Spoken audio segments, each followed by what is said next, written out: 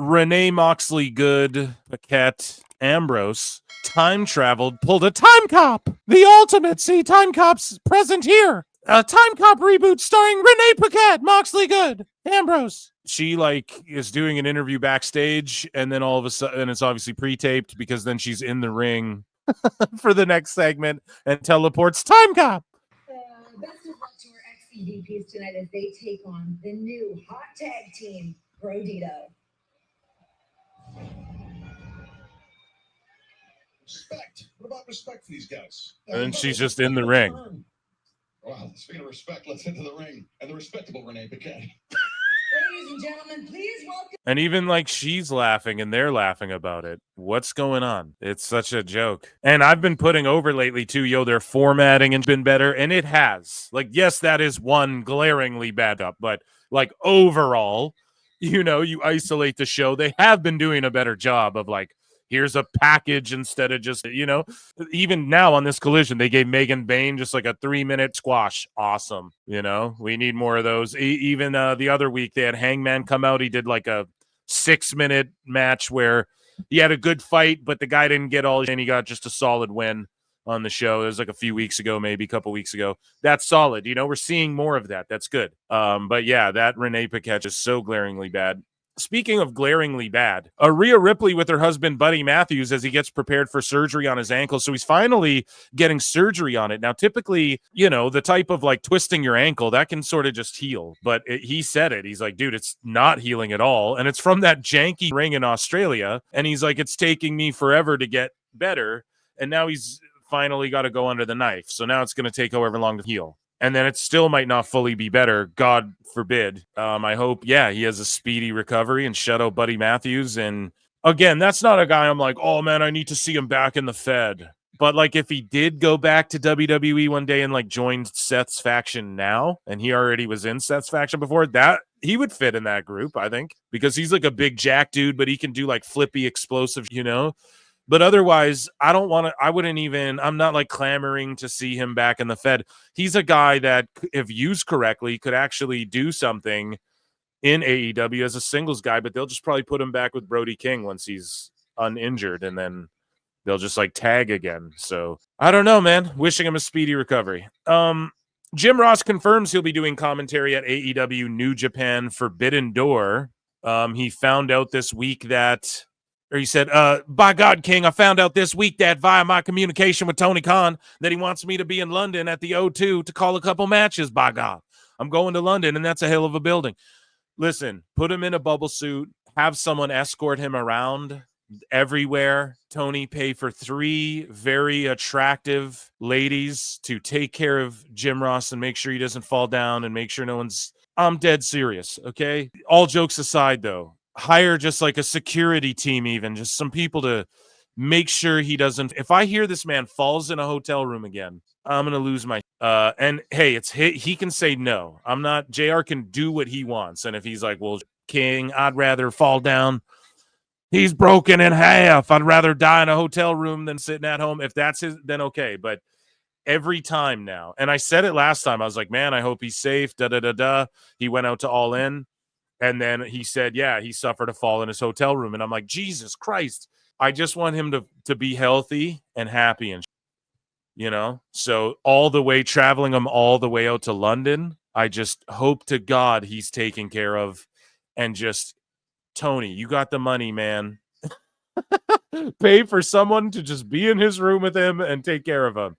You know what I mean? In whatever way that is. Just make sure he's good and doesn't fall. Someone to catch him, Ash Ketchum. No. Shout out JR, though. The GOAT. Here's Leila Gray. We played Becca's newest music video. Here's Leila Gray and her newest music video. Let's compare it. Let's see who's cooking. Right way. So she's in the jungle and it's like the Flintstones. Is it how I move? The way my body tips on every single hit, and you like that? Or something I do? Cause the dimples by my lips, passion dimples by my hips. Yeah, it's like that. Ooh, just one night I put on for you. I can bet if you want me to. Let me show you an animal, baby. I mean, it's not terrible. The production's good. Like whoever produced it and like engineered it, the audio and everything. It's kind of just generic music. It's not the worst like beat choice.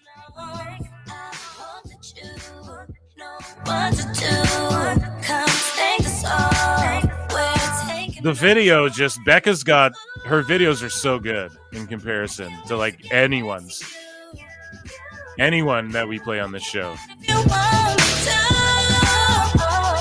Let me show you an animal, baby, like lions and tigers and bears.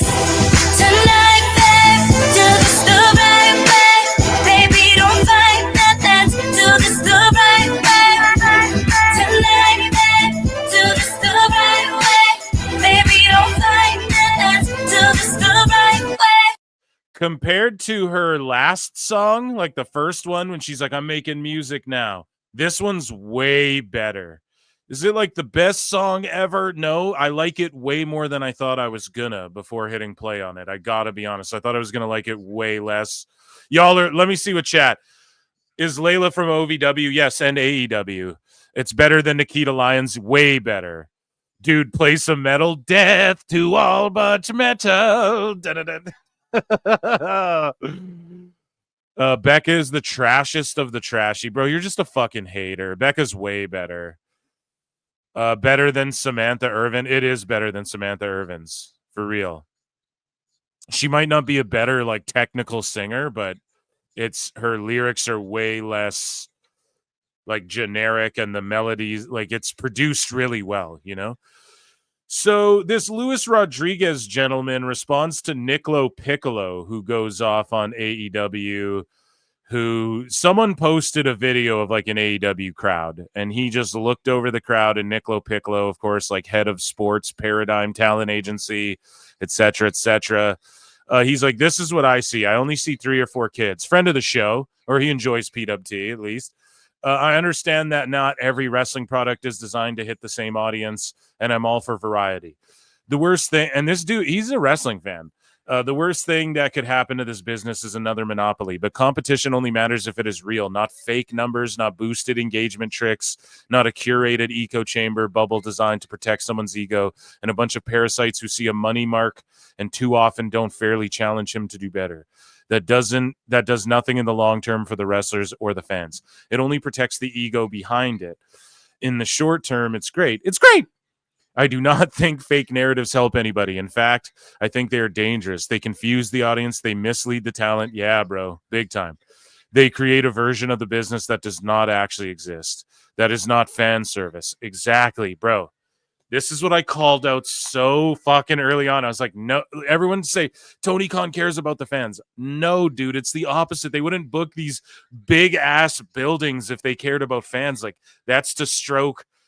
It's not to stroke Tony's ego, but you have 7 people there who need their own dressing rooms and shit. We've heard the wrestlers talk about it. Like, we're not making this shit up, right? When 8 people need their own fucking dressing rooms back there and everyone's in their own little cliques and shit. Yeah, you need the bigger building. That's why Tony Khan, he's just like, oh, I booked the builder buildings because it's better for us. So Monet and everyone could pull their tour buses, everyone who has a trailer or whatever. Like, I don't even know if Monet has a bus, right? I think it's like she gets a trailer in whatever town. So they got to like rent her a trailer, pull it up on the lot. I don't know exactly the ins and outs, but she doesn't have like a Cody Rhodes bus. She has like a trailer. So they're not pulling a trailer around to every town. At least I don't think. Maybe.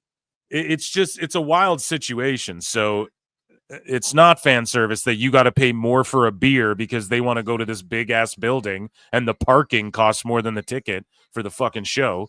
That's not fan service. Like, what the fuck?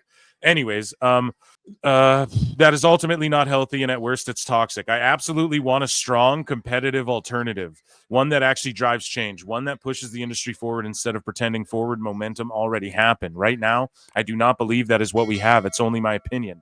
I'm not suggesting this is the only opinion and that every other opinion is wrong. Why are adults connected with wrestling in the first place? Most of us fell in love with wrestling when we were younger kids, around the same age my son is today. The ability to build crossover stars, the kind who can lead blockbuster movies and hold global attention. And that's what I do not see in this picture. And that's just it, man. Nick's vision is like, dude, Vince blocked so much shit, right? And now that he's out of the way, more than all these sheets want to pretend he's got his hand in create. He's out of the way.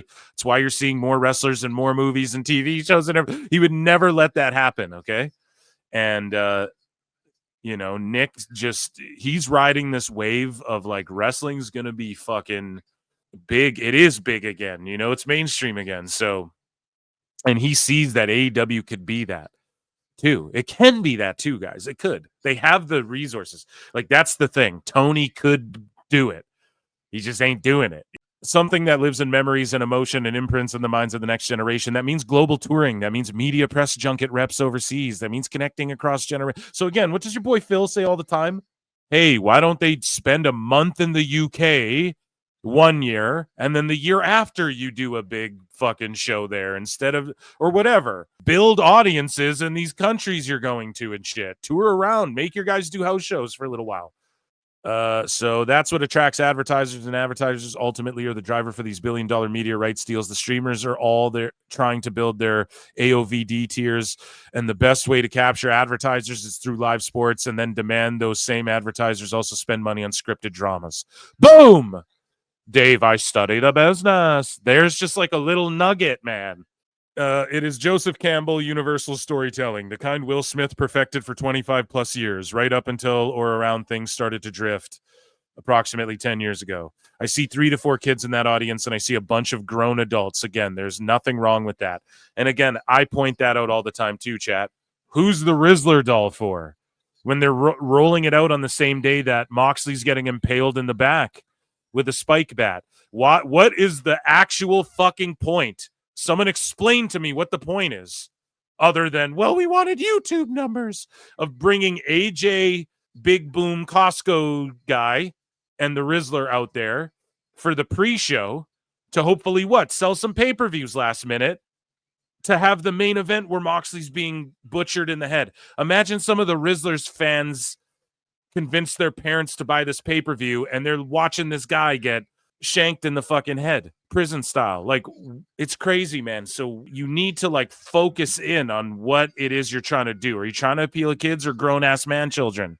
And he's saying there's nothing wrong with that, but it's just like, what are you doing? Stop faking the funk then. Just admit you're that. That's all anybody's asking. And then Nick says, it's just my observation and why I don't think any of the Max conversations are worth a shit, because the value to any of these streamers is the advertisers that these sports and live events bring to those platforms. I don't know. And then Luis Rodriguez says, perfect example. I took my grandkids to SummerSlam, bought them Yeet t-shirts, Roman Reigns t-shirts. I live in Philly. I asked them, do they want to go to AEW at the 2300 Arena? My good friend owns it, so it wouldn't be a problem. They said, no, they don't want to go. And that's the thing. It's like, women don't fucking get down with it either, really. AEW is the funniest, dumbest company of all time. This is the teleportation, I believe. And they pulled it down. Like, they just flag you too. They flag people for like sharing their content around. It's so fucking dumb. So AEW Dynamite did 700,000 and 711,000 viewers, still lost to NXT, but improved. And then everybody's parading this around and running victory laps like this matters, like a 700,000 matters. It's such a small, like, okay, good. They got a good bump. What happened? Like, what's Dave's excuse for 100,000 extra people? Well, they just weren't watching on Max this week, Brian. He's trying to lie and say that, it's super high on Max. It's not. It's that there's a certain number of people that will throw on AEW, okay? But they're not all watching on Max every week. Like, you can't explain this. Because what, like, it's just an anomaly. Like, it's just this unexplained fucking, here's 100,000 extra all of a sudden that just weren't watching on Max. Like, how is Dave going to spin this? It's just so obvious what's happening. Like, yes, there's maybe, like, let's give him, say, 50,000 people are watching on Max Live, let's say, Dynamite. And that's like a lot. That's probably giving them a lot. And then there's like 100,000 people floating around that will throw it on, man. If there's something interesting or maybe there's nothing else on, like, they'll throw it on. Because, like, how do you explain these shifts? Oh, they're just growing. So then next week when it's back to like 614,000, then what? Oh, well, they just all went to Max. They all just decided to throw streaming on this week, Brian. Like, what will the excuse be? That's why it's fuddy-duddy. We got to look at the year over year. Now, if they can do bigger than this next week, then bigger than that next, okay. We're rolling again. You guys know I'll be putting it over. I'm trying to put some. Me and Wrestling Super, actually, me and Mish were just talking about on X there, just a little back and forth about, like, AEW's been doing some shit to try and improve here and there. And they're more focused on, like, okay, we're going to try and, like, tell stories, and we're going to focus on these core people on both of these shows. That's good. Okay, I give that thumbs up. You know, as I put over before, the formatting and shit. If they keep popping numbers and shit, that's awesome. But it's crazy that 700K is being touted as this crazy thing. And Dave's trying to spin that to, oh, yeah, more people are watching than Raw. Like, it's such a blatant fucking lie. It's disgusting, actually. So, Awful Wrestling say AEW may have the most sluggish, disengaged online wrestling fans in the U.S. The trends show that Wednesday is just not for Dynamite. TNA's online interest is growing almost as fast as AEW's slipping. Exactly. AEW is also the lowest viewed primetime wrestling TV show in Turner Network history. Oh, well, cord cutting. Okay, then why did 100,000 other people just tune in? Well, they reattach their cords and then cut them again next week, Brian. Like, how do you explain this shit? And look, dude, TNA is trending more than fucking AEW, even on a Wednesday. It's trending just as much as AEW. Look at NXT, trending more on Wednesday. Like, this is studying the goddamn business, Dave. This is what matters. Well, why would this matter? Because this helps indicate, like, the YouTube numbers help indicate who's actually buying the pay-per-view through YouTube. These trends matter online. You want to talk about cord cutting and what translates to online. We have some of the biggest AEW sickos admitting on JD's show that they don't even pay for AEW, yet they'll defend AEW till they're blue in the fucking face, and they don't even pay, which we're going to hear people say later. Like, it's just getting ridiculous, man. It's getting fucking ridiculous at this point. So here is the ratings as well. The Young Bucks got, like, their best quarter hour of all time. Monet was in there, Toni Storm, Athena, the Bucks, Callis, Fletcher, and then a huge ending dip for, like, see, here's where Tony's a dumb fucking ass. If he made a compelling show and had something really good in the main event instead of fucking Aminata, Willow Nightingale, MJF through picture-in-picture through the quarter hour, a 12-minute overrun, if he just kept cut out some of this other bullshit and kept Briscoe versus MJF just in its time slot and did a fucking 10-minute match and then some shit after that was interesting or whatever, like that, they could have actually maybe sustained a fucking rating or, like, had a good ending, a happy ending, right? But they did okay. The Bucks were over here doing, like, their best quarter hour maybe in AEW history. And I mean, yeah, they did all right, man. That's good. But I mean, at the same token, it's good in comparison to what? Like, their lead-in's not even as strong as it used to be. So compared to last year and the year before, it ain't shit. So hopefully by this time next year, they're doing 800, 900, a million. Otherwise, what the fuck are we talking about? So Jim Ross calls Toni Storm his MVP of AEW. I think Toni Storm is my MVP, King. I think she's my favorite AEW wrestler right now. She books a lot of her own stuff. and she's creative as hell in matches, creative like an agent would do. Toni Storm is something special. She's my MVP. I can't remember her having a non-entertaining outing on television, King. She's just really, really creative. Yeah, she's like one of the most entertaining people in AEW, period. So Jake Hager reveals that he quit AEW because he felt disrespected during his contract negotiations. So Jake Hager says that, yeah, so I was in contract negotiations. I just felt really disrespected. I made a counter and they made a counter that really pissed me off. So I was like, all right, let's go elsewhere. And I like Jake Hager. Do I want to see him back in WWE? Not really. You know, I don't really, again, I don't, or if he did, I wouldn't care either. He's a legit MMA guy. He had some brutal fucking scraps in Bellator. I think his record was like 4-0-1, like one draw. He fought to a draw with a guy, so not a loss. His record was like 5-0-1 or something like that. And he was good for the short while, or he was in AEW for quite a while. And then the purple hat just became his thing, and then they offered him, so even Toni offering a little less. So people get mad when, oh, why would you give R-Truth less? And if Dave Meltzer, AEW's profitable, they're making money hand over fist, Brian. Where's the same energy from the fucking sickos? Where's the same energy? You know, poor people don't like AEW. Like, where's the same fucking energy there? Tony Khan offered less to Jake Hager. Why? He's making all this money, Brian. Because Dave be lying. Dave be capping. So Dave Meltzer had this to say, that it has been said that the alliance with MJF and Hurt Syndicate was supposed to last much longer. That was not an MVP request, but supposedly from another member of the group. So that's why the angle was just cut off so quickly. Okay, so I could see Lashley and Shelton and all them being like, oh, we just don't want to do this. But apparently, I think MJF wanted out of this.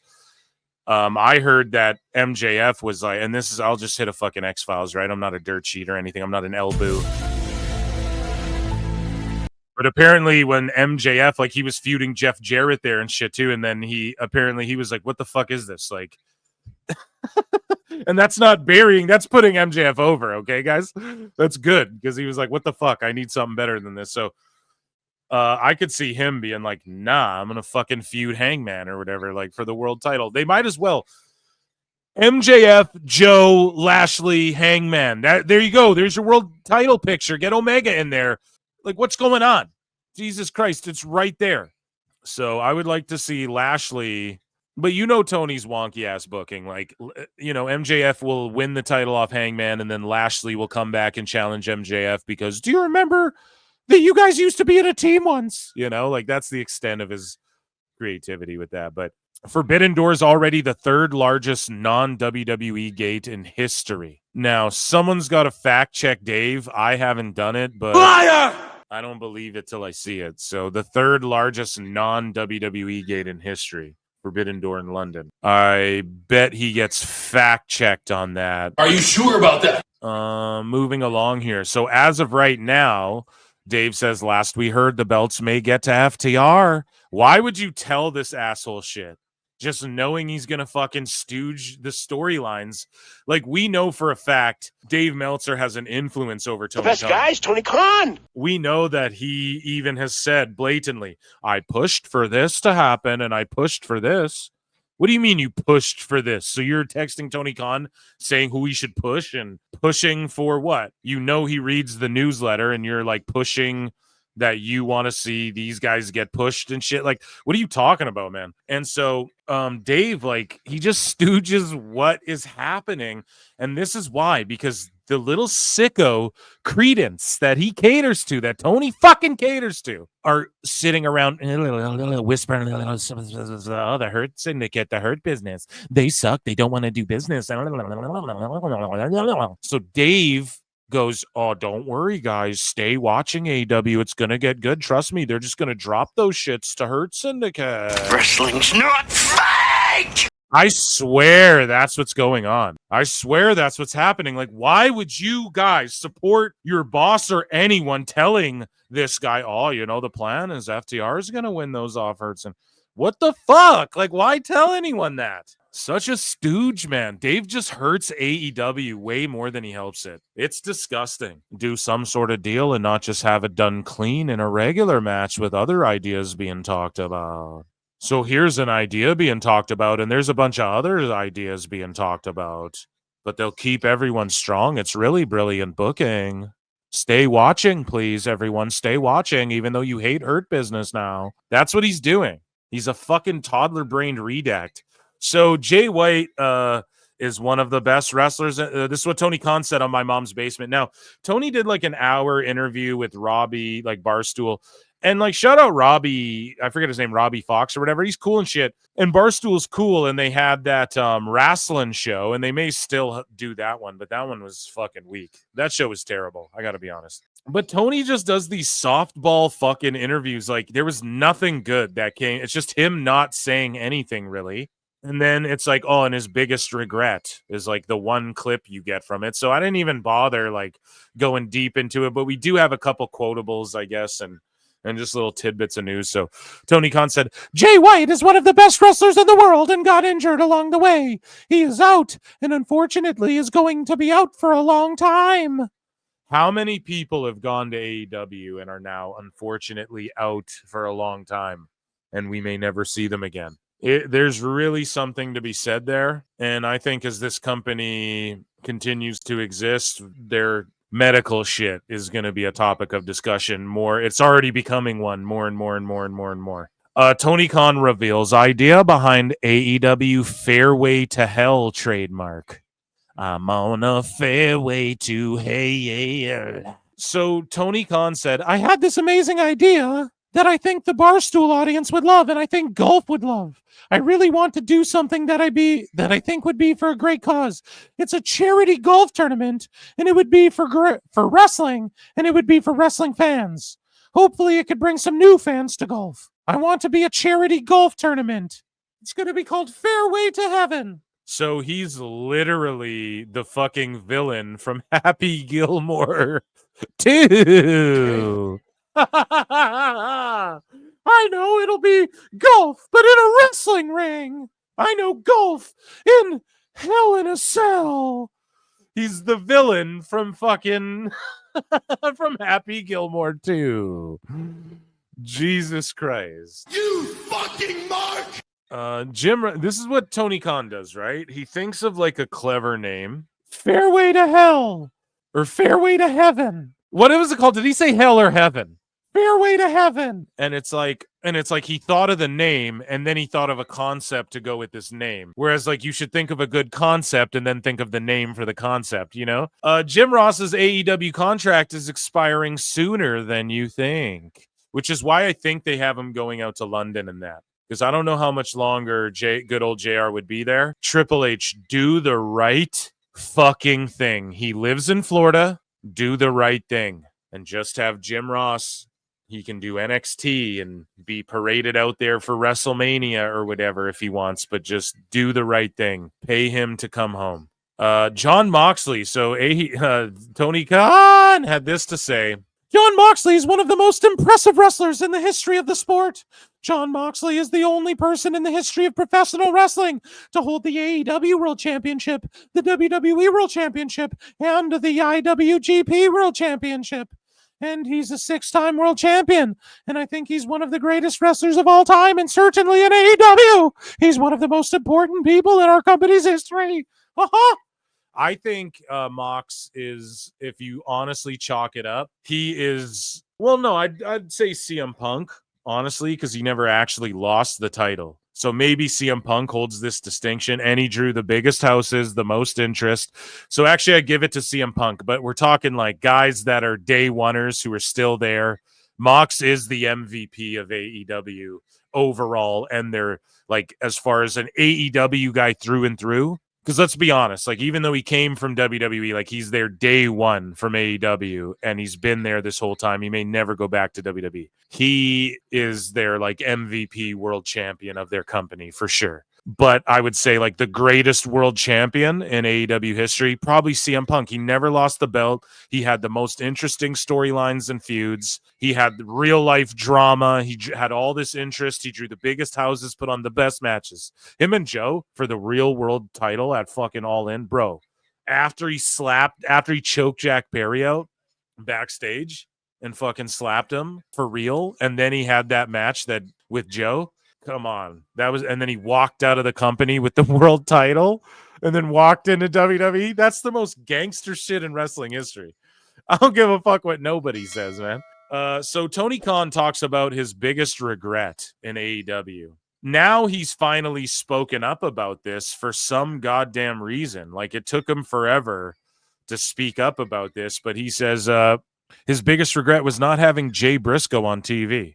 And he says, I fought really hard to get Jay Briscoe on the show. And I thought, so this just goes to show you, and I've always put this on WBD. They wanted to fucking cancel him, these corporate cocksuckers, and he's putting the blame on WBD and the old folks that were there. It is shitty. I do put it more on WBD. And they tried to like cancel Jay Briscoe, but then when he passed, they were okay with putting him on TV and because they could milk it for money. And it just goes to show you like how really shitty and seedy the entertainment world really fucking is. But Tony Khan said, and I don't know why he didn't say this at the time, but he's like, I fought really hard to get Jay Briscoe on the show, and I fought really hard to have. There were multiple times where Mark and Jay came to Dynamite and didn't do anything. They just came and I brought them and I was trying to. I kept pulling moves. So I think Tony Khan's a fucking liar. I'm going to hit a liar here. I was pulling moves, so you brought them to TV. Liar! Tell us what you know, you goddamn liar! Then why didn't you just put them on TV? Oh, well, WBD would have got mad. Then why did you even bring them to TV? Because this is why. Tony Khan would not have production meetings and he would book people last minute and shit. Like, nobody in WBD's back there going, hey, you better not put this guy. Is that the guy that said gay on the indies once? It was a different time. It was different management. It wasn't Mr. Zaslav. I could have now literally gone to him. I fought really, really hard to get Jay Briscoe on the show, but I really wish I'd been able to have Jay Briscoe on Dynamite just one time. You could have, bro. And he came to the show many times. Then why didn't you just put him on TV? That's my biggest regret by far. See, Tony, if you had to put him on TV and it had a popped a rating, it's better to beg for forgiveness than ask for permission, especially in the wrestling business. You got to be willing to take a fucking chance, man. And you pussed out. So that's on you if you're saying, oh, you know, I was pulling different moves. Why would you bring them to TV if there was like, that was you making that choice not to put them on TV, in my humble opinion. So Baron Corbin, Bishop Dyer, was talking about AEW and how they're taking fewer shots at WWE. And I was talking, with Wrestling Soup about this. Like, yeah, man, it's way better. Overall, it's been a net positive for AEW to not talk about WWE as much. And when you do so, like, what did Tony Khan do? He put WWE over a little bit. He's like, Mox held these 3 world titles. You know, this WWE title means something. That's a way better approach. Now, if Tony's going to say fuck it and take Dynamite and go head-to-head on Mondays or, you know, go head-to-head on fucking Fridays with Collision and SmackDown or something and is like, fuck it, it's a war, then that's one thing, I guess, but it's just proven that it doesn't work. It just makes them feel second-rate. And they need to figure that out, and they have been. But here is Baron Corbin's take on it on Busted Open with Dave LaGreca. They jumped 100,000 viewers or something like that, which is crazy. But I know you're going to love this because you're such a fan of his, but MJF is a major part of that. Like, he was involved in 3 or 4 different segs of the show Wednesday night, but he's also got a massive movie out. And so maybe there's some connection there. I'm a big believer of like getting eyes on your superstars outside of the wrestling bubble can bring a few viewers here and there. And maybe people watching Happy Gilmore find him very entertaining because he was absolutely hilarious in the movie. And they're going, wow, I want to see what he does on AEW, or Adam Sandler talking about MJF and how he's like a son to him and so on. And so anybody who's a massive Adam Sandler fan was like, oh, he likes MJF. I want to tune in and see what what MJF does. So those kind of things can bring new viewers. But again, also with the storylines have been good. The matches have always been amazing. Like, we know that they can go in the ring. But like, I enjoyed the Speedball Mox match massively. Like, also, I think the biggest thing for me is they're just doing them. If you look back a year ago, there was a lot of like back and forth where they're taking shots at WWE and blah, blah, blah. And you saw it like WrestleMania week this year. They had one of the best shows they'd ever had right before WrestleMania. And then WWE comes out and takes a bunch of shots at them through media, through interviews, through podcasts. Right. And that's where with WWE, even I was calling it out. I'm like, don't worry about what they're doing. I just wouldn't even worry. But it's so good that AEW is just staying in their lane. That's all we've wanted for a while. Okay. So I'm going to call it out. Now, is it brilliant, compelling? Fucking no. No. They're going to figure that out. Tony Khan should have been booking ROH this entire time, working out the kinks in his booking style and storytelling and just learning. And hopefully he gets it together. Tony, you can hire me as a writer, bruv. I'll help you with some of these storylines here. And it's high level people at WWE taking kind of shots at Tony and AEW, and they just completely ignored it. I think they've kind of removed that black cloud. Well, they didn't. Here's the only thing, though, Bishop. They didn't fully ignore it in their wrestlers. All they got to do, and we have an instance later in the show in the Sicko segment, I believe, with Bishop Dyer and Dax Hardwood, what's his name? Dax Hardwood, Cash Wheeler, FTR Dax is what I usually call them. Okay. Bishop Dyer and FTR Dax and JD, okay, that we have in the Sicko segment, we're going to talk about in a bit, oddly enough, but we need them to rein it in, like Dax and Ricochet. Ricochet's been better too, actually. Have you guys noticed he's not as... Now, I'm not saying he won't go full Sicko mode again, but he's been more doing the playful, like, and I'm talking like the last couple weeks, like not a long time, or like week, but he's been being a little more playful too, instead of like full-blown Sicko. And they just need to figure out how to get their wrestlers to stop being so loopy, like just block me like Dustin Rhodes did, if you don't like what I gotta say, don't do what like Dax has been doing, over their head that is WWE at times when they're just kind of bagging on them, and then like, and when their talent's taking shots at WWE and all of those things, like, it just makes you think about WWE, and it makes them look sour and angry, and they've stopped. And I think that is a massive thing in their favor. Yeah, it's the biggest W. Shut up, Bishop. I fuck with Corbin heavy. So this gentleman here says the max numbers are 9 near mythical at this point.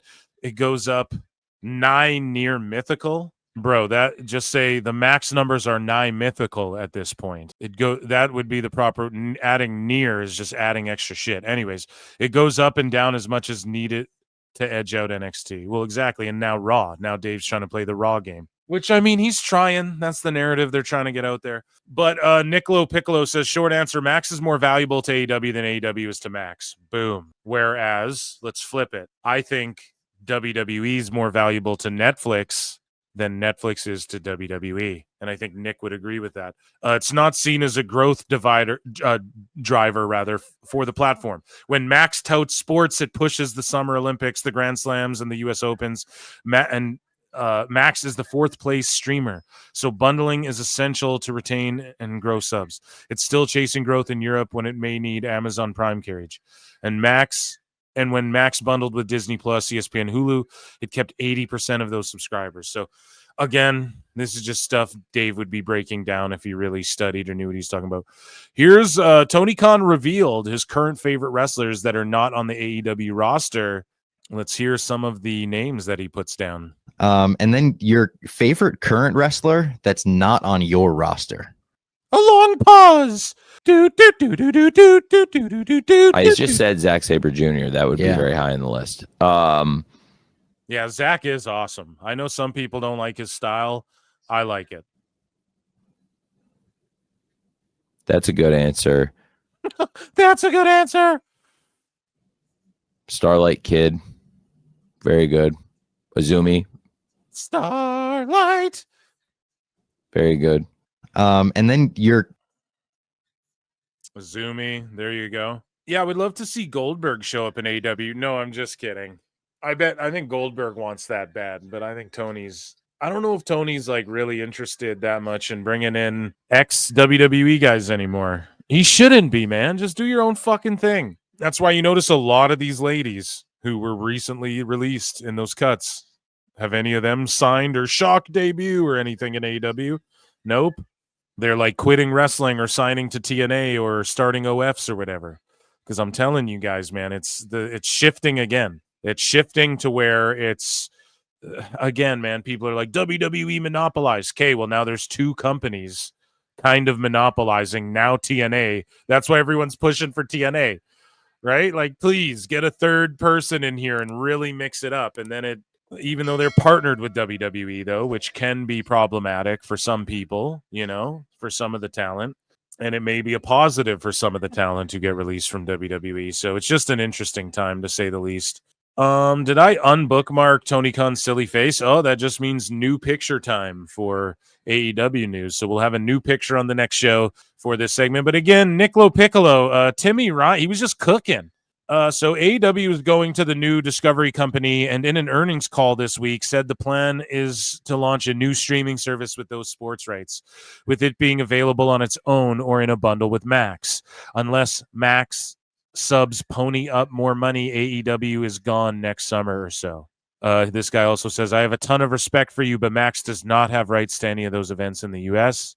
Speaking to LoPiccolo in response to what we just read, right? This guy says events in the U.S. only place where they'll actually have AEW rights would be NHL, MLB, March Madness here. Either way, those rights are leaving Max next year post WBD Discovery split. Now, he's saying they're leaving, but what? They're not allowed to offer a shitload of money for it still? Like, I don't think that's off the table. So he says, but yeah, just to reiterate what he said before, he says AEW is going to the new Discovery company. That's so bad for them if they are. Holy shit. And in an earnings call this week said the plan is to launch a new streaming service. Come on over to now they got to convey. So first it's everyone come to Max. Then let's all go to Amazon for pay-per-view. Now it's going to be everyone, come on over to this other streamer. They're doing 10 million on Discovery Plus. Holy shit, man. If that's what it is, they're cooked. Like, with it being available on its own or in a bundle with Max. Unless Max subs pony up more money, AEW is gone next summer. So, I've been telling y'all, man, this whole shit is coming to a head. I don't know. This guy's real man Timmy, shout him out. He's just saying this. I would love to hear a clip or get a quotable from that fucking earnings call, right? But I'll take him at his word, I guess, just for in context of this conversation. LoPiccolo says, if this is the result and AEW ends up folded into the new Discovery global streaming service, the one set to house CNN, TNT Sports, which is NBA, NHL, MLB, March Madness, NASCAR, UEFA, AEW, etc., and all the lifestyle channels, it's essentially just the old Discovery Plus. Now, this is why, to me, when I read this, I don't know about the ins and outs. These guys might be chopping it up on a level I don't know the technicality of all of this, but listen, I know one thing. When I read what Timmy Ryan was saying when I was bookmarking this for the show, I'm sitting here going, so it's just Discovery Plus again? What the fuck? Like, that's terrible for AEW. Not very exciting, at least to me. Discovery Plus, dude, Discovery Plus's numbers were doing so bad that it like merged into one. Like, we covered it on the Nielsen charts, where they ended up like merging it with the overall WBD streamers is like gets 1.4% of the cake of the pie. I haven't seen one of those. I haven't bookmarked one of those charts in a while because everybody's trying to like say Nielsen doesn't matter and all this shit. So I don't even know. Maybe I'll start monthly. They come out. But anyways, though, LoPiccolo says Discovery Plus peaked at around 22 million subs, and this new strategy wouldn't include premium studio film and TV content, meaning fewer opportunities for talent to benefit from cross-platform synergies. I'd see that as a risky downgrade with modest upside, and if I were AEW post-split, I would probably strongly prefer to stay on Max. Dude, yes, because then that means you have to just convince everyone to move again, and it's in such a short period of time, and you had to convince everyone to buy the pay-per-views on like Amazon and shit. after so long of everyone sitting there going, why hasn't Max put a fucking pay-per-view buy button on these AEW shows yet and just done it right on Max? They're going to Amazon. So it's like, everyone go watch on Amazon. Then they're off Triller or whatever, where there was a bunch of people online, not everybody, but there was a bunch of people online being like, what the fuck? It's not on Triller. So I don't know what's going on, man, but I just think it's going to be a wild next year, like on the business end, to see what happens with Dynamite and Collision and fucking all of this Discovery and all this stuff. I don't know. It's interesting to say the least. And that, ladies and gentlemen, altogether, Ichi Nissan Da for AEW News.